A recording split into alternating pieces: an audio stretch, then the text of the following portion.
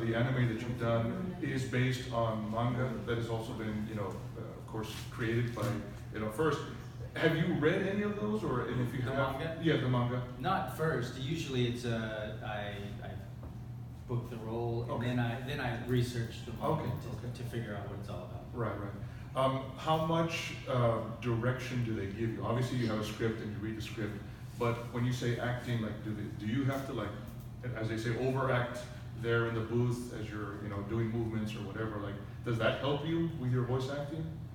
To make do movements? Yes, like they're. Not me. I mean, some people really are physical, and Right. in order to translate that physicality in their voice, they will do things. Right. Like they'll throw a punch to make it sound like they're actually physically throwing a punch. Exactly.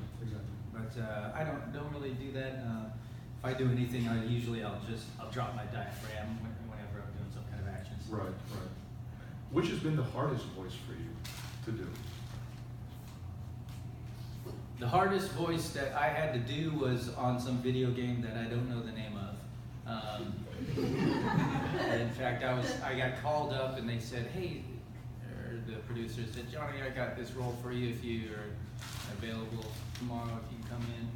It's just 4 hours of work or whatever on a video game. Video games pay pretty well." And I was like, "Okay, yeah, sure, I'm open." So I came down there. I didn't know what the role was or the game. In fact, they didn't tell you. A lot of times they don't tell you the name of it, or they give you a fake name or whatever, Right. so that you don't talk about it, or if you do, it doesn't matter. And so I go in and I'm looking at it, and he's like, "All right, you're going to be Goblin number 13." And I was like, "Okay." And so I started looking at the sides in the script. I'm like, it's all vowels. So I'm like, what is this? It's not even words. I'm like, what is all this? And there's like, oh, like goblin noises. I was like, what? I was like, what do you mean goblin noises? Like a goblin. If you just sound like a goblin. I was like, I don't know any goblins or what they sound like.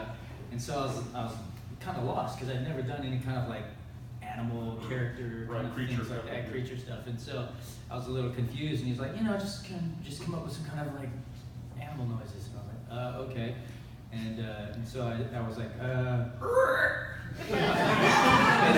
yeah, perfect. So for 4 hours, I was like, you're on fire, you're being electrocuted, you're falling off a cliff, I just did that for like 4 hours, screaming. And after that session, I couldn't talk because I was just required to talk, Right. And I lost a job that was like a new series I was supposed to play a young character, Right. And I had no voice, so it's like, we got to recast you, so I lost that job. So my least favorite was that job. Right. Because even though I got paid well for 4 hours, it was like it lost me a whole series. Right. What is there any difference between video games and anime or any kind of animation? Like, is there any kind of difference that you Yeah, there are definitely differences. Well, especially with anime. Anime, you're matching a picture. Right. And so it's already, you're dubbing basically over whatever the other language was. Exactly. In most cases, it's Japanese, at least for me. Uh-huh. And so they're already drawn, Yeah. and so I got to match flaps and emotion according to what I've seen there. Right. Video games, a lot of times, it's just a script. And so you get to make your choice, emotionally. Yeah. In that case, do they match then, like the video game to yours? Yeah, usually, Yeah. Mm-hmm. Okay. Unless it's a Japanese game, Right. then there's a time, Yeah. like a time limit, and occasionally they will adjust the lip flap or whatever. Right. But sometimes in the game there is no lip flap, Right. back of the character's head. Exactly. Sounds good. I really would like to open it up to the crowd because that's what we're here for. Of course, we're here for the crowd.